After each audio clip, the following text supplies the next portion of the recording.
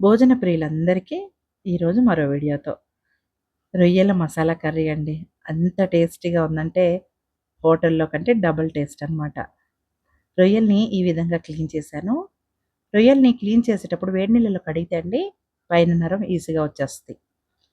కళాయిలో నూనె పోసుకొని పచ్చిమిరపకాయలు, ఉల్లిపాయలు, కొంచెం అల్లం వెల్లిపాయ పేస్ట్ వేసుకొని ఉడికినాక టమాటా వేయాలి. టమాటా కూడా చిన్నగా మగ్గుతున్నప్పుడు మనం మసాలా రెడీ చేసుకుందాం. మిక్సీ జార్‌లో పచ్చి కొబ్బర, ధనియాలు, యాలకులు, చెక్క, లవంగా వేయాలి. తర్వాత నానబెట్టుకున్న గసగసాలండి. నానబెడితే త్వరగా మెదుగుతాయన్నమాట. పేస్ట్ పట్టుకొని వేసి, ఉప్పు, పసుపు వేసుకొని బాగా ఉడకనివ్వాలి.